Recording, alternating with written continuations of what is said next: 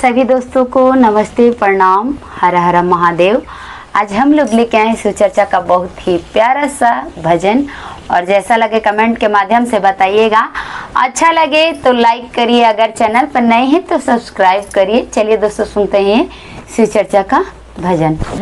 मन लागल हमार, मन लागल हमार, गुरु के शरण में चरचवा में। मन लागल हमार, मन लागल हमार, गुरु के शरण के चरचवा में। मन लागल हमार, मन लागल हमार, गुरु के शरण के चरचवा में।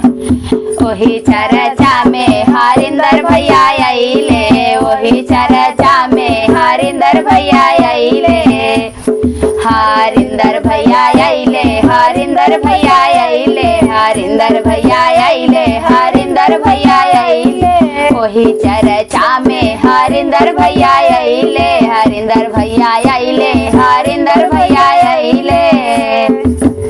ज्ञान बाटे हजार, ज्ञान बाटे हजार, गुरु के चरण के चरचवा में। ज्ञान बाटे हजार, ज्ञान बाटे हजार, गुरु के शरण के चरचवा में। मन लागल हमार, मन लागल हमार, गुरु के शरण के चरचवा में। मन लागल हमार, मन लागल हमार, गुरु के शरण के चरचवा में। वही चर्चा में लीलम दीदी आइली, वही चर्चा में लीलम दीदी आइली, लीलम दीदी आइली, लीलम दीदी आइली, लीलम दीदी आइली, लीलम दीदी आइली। कंगना बाटे हजार, कंगना बाटे हजार, गुरु के शरण के चरचवा में। कंगना बाटे हजार, कंगना बाटे हजार, गुरु के शरण के चरचवा में। मन लागल हमार, मन लागल हमार, गुरु के शरण के चरचवा में। मन लागल हमार, मन लागल हमार, गुरु के शरण के चरचवा में। वही चर्चा में गुरु भैया सब आइले, वही चर्चा में गुरु भैया सब आइले, भैया सब आइले, गुरु भैया सब आइले, भैया सब आइले, गुरु भैया सब आइले।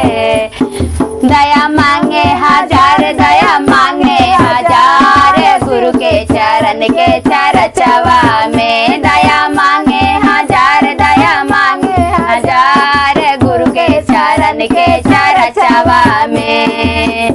मन लागल हमार, मन लागल हमार, गुरु के चरण के चरचवा में। मन लागल हमार, मन लागल हमार, गुरु के चरण के चरचवा में। वही चर्चा में गुरु बहिना सब आइली, वही चर्चा में गुरु बहिना सब आइली, बहिना सब आइली, गुरु बहिना सब आइली, बहिना सब आइली, गुरु बहिना सब आइली, बहिना सब आइली, गुरु बहिना सब आइली, बहिना सब आइली, गुरु बहिना सब आइली। चर्चा करे हजार, चर्चा करे हजार, गुरु के चरण के चरचवा में। चर्चा करे हजार, चर्चा करे हजार, गुरु के शरण के चरचवा में। मन लागल हमार, मन लागल हमार, गुरु के शरण के चरचवा में। मन लागल हमार, मन लागल हमार, गुरु के शरण के चरचवा में। थैंक्स फॉर वॉचिंग दोस्तों।